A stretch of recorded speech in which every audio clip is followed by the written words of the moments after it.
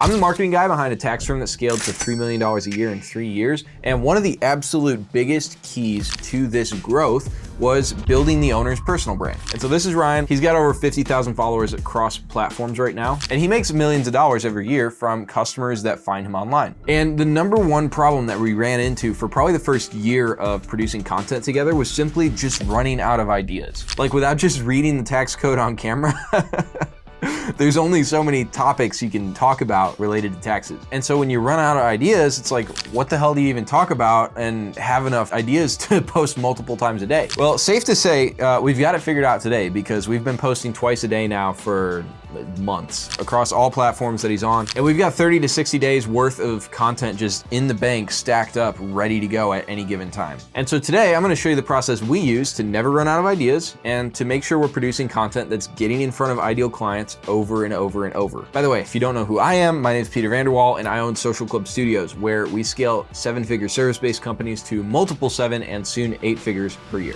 So first, I wanna show you this account on Instagram. This guy is No Code Alex, or Alex Hayden. But if we go ahead and just sort his last 100 reels by most viewed, there's something interesting here that I want to show you, okay? So I've got the two videos right side by side. This one here got like 1.4 million views. This one here got like, I think just under 1 million. And I want you to watch these and tell me, tell me if you can figure out the difference. You want to start a software company, but you don't have an idea? I got you. Go to acquire.com and filter the software companies that are making over $100,000 a year. This shows they have product market fit. Next, find one that you like and go to nicheprowler.com and get a competitor report. Next, search their competitors' G2 reviews and make a list of recurring feature requests that people want, as well as complaints about the current competitors. Then solve those complaints and build those new features quickly by building on a no-code tool like Bubble.io. Get to market in 6 weeks or less, and then start getting customers by utilizing outbound strategies that are super affordable, like cold email and cold calling. And if you want the full... Okay, so that's number one, his most viewed video of his last 100 posts.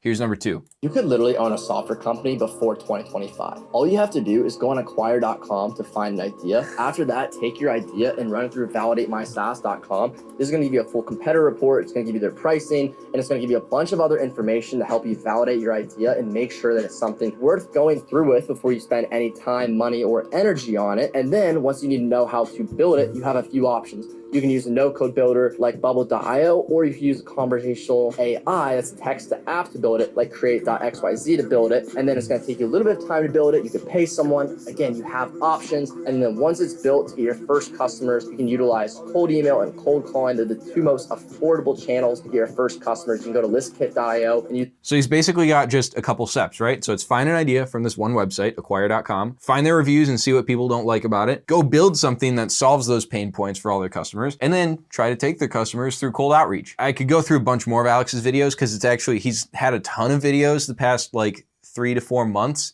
that have used this exact same structure. But here's the point. People need to be reminded more than they need to be told. We don't take action on new information the first time we ever hear it. And different ways of communicating something are going to resonate with different types of people. So you really just need one core message and maybe 5 to 10 core topics to talk about, and you're good kind of infinitely with your content. The hard part is just gonna be figuring out what those topics are that really resonate with your audience. And so I wanna give you a framework here for how I might do this for a brand new company that we've never worked with. And I picked a niche here that we actually have never worked with because I wanted to kind of come up with this from scratch, and I didn't wanna like pull this from one of the clients that we've already been doing this for. So here's an example, right? So let's say you are a legal firm and you specialize in entity structuring and asset protection, okay? And so the first thing I always like to do is come up with what are the benefits of this service and what are the pain points that you're solving with the service, okay? So some benefits of like an asset protection strategy would be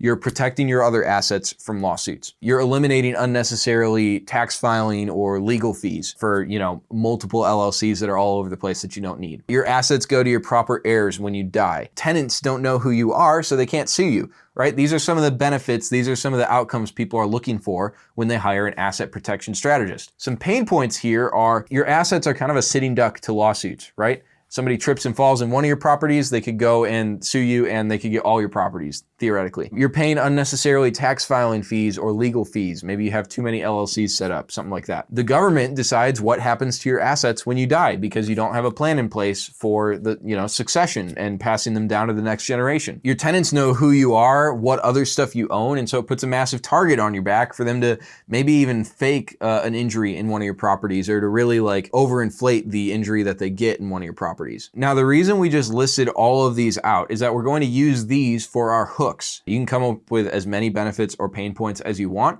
but this is how you're going to figure out what specific messaging is really going to resonate with your ideal client. And so step 1 is basically create a hook based around one of these. Step 2 is deliver the steps or the strategy or just the idea that you're trying to convey. And by the way, starting out, I would literally just come up with a step-by-step, super basic strategy. We'll cover how to script this out in a moment here, but I wouldn't get fancy with it. And then step 3 is just repeat this every 1 or 2 weeks. And so you literally refilm the same exact video concept just with a slightly different hook in the first 3 to 5 seconds. And you'll notice too, if we're repeating this only every 1 or 2 weeks, then that means you only actually need 5 to maybe 10 good video ideas. Let's talk about hooks for a moment, because I think this is something where there's a lot of information out there on different tactics to create hooks, but nobody talks about the actual foundational strategy, kind of the baseline you have to understand to really be able to come up with your own creative hooks, okay?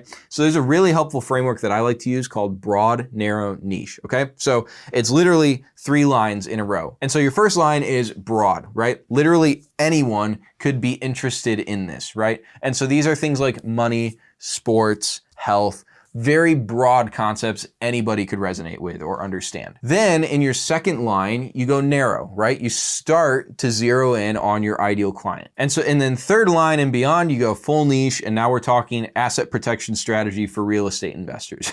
It's very specific. Here's an example I wrote up just for this video, okay? So this is still following the asset protection strategist type of service offering. And so here's the script, right? You could lose everything in the blink of an eye if you do this one thing wrong. And 99% of investors I speak to are making this mistake. So let's say you own 3 different rental properties in different areas and somebody trips and falls in property A. Well, for most of you, they could find a smart injury attorney, they could sue you, and they could take all 3 of your properties from you in that lawsuit. But with the strategy I'm about to show you, you'll be protected from even the craftiest ambulance chasing injury attorney. And from there, you would just get into the actual steps of the video. Super straightforward. So you've come up with your hook, but how do we actually come up with those steps, the bullet points, the strategy that you're going to be delivering? And how do we deliver it in a way that's simple enough for somebody on social media to understand, but also giving enough of the complexity that they can kind of see how you're different from any other asset protection strategist? So when I was thinking about this to prepare for this video, there were really 3 main tips that I was able to come up with based on all of the scripts that we've built out over the past few years. And so tip number 1 is just to define a single objective, okay? I think a lot of people try to overcomplicate it and they try to give as much value as humanly possible with 17 bullet points and 8 different tips at the end and addressing FAQs, and you're just overcomplicating it for social media, okay? If we're real, this is a 30-second video, maybe a 60-second video.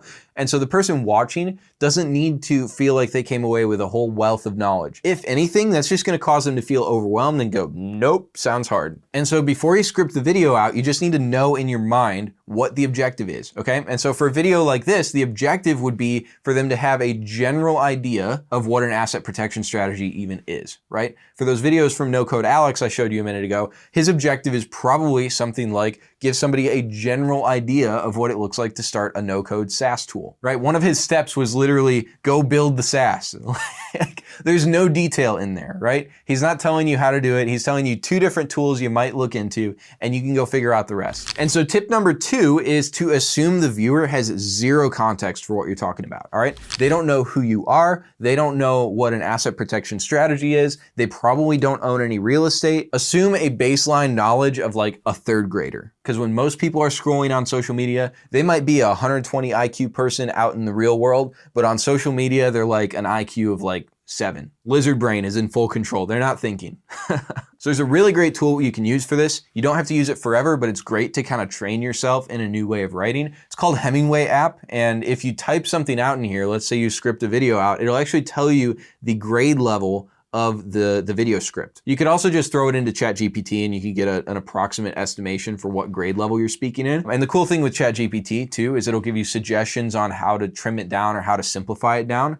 And that can be really, really great. But I would not use it to script the video to begin with. If anything, feel free to put more complicated steps into ChatGPT and then ask it to simplify it down to a third grade reading level. Okay, and third tip, kind of related to these other two, is just keep it to bullet points, okay? Don't linger on any one specific thing. So back to that example video I showed you with Alex, he's got 4 main bullet points, 4 main steps to create your own no-code SaaS.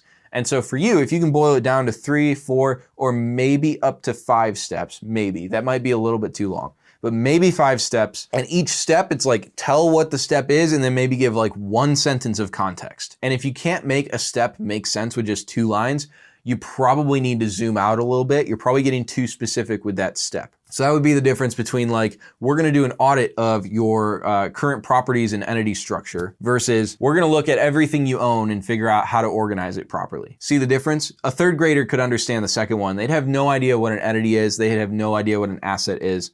None of that. Now here's the thing, the reason this works so well for expert-driven businesses is as experts in our, given field of work, we have this tendency to assume other people understand more about our field than they actually do. Accountants will use terms like profit and revenue and EBITDA and just words that the average business owner doesn't actually understand, and then they get confused on why nobody cares about their content or is paying attention to them online. You need to simplify it down, right? That's what it comes down to at the end of the day. Now, there is a place for educating people on those higher level ideas, but you have to get them in the door. And that's where if this YouTube video I'm filming right now was an Instagram reel, I'd basically be saying, stop using jargon in your videos. That's all I would say. I would keep it as simple as that. That's a very simple, single, actionable tip that an expert or a professional can apply to their social media content. If I tried to take every framework and tip and idea that I've given in this YouTube video so far and fit that into a 30 to 60 second social media video, that wouldn't work. People just don't have the foundation of knowledge to be able to consume that in just 30 or 60 seconds. And so if you have one takeaway from this video, it's that you're probably overcomplicating your social media content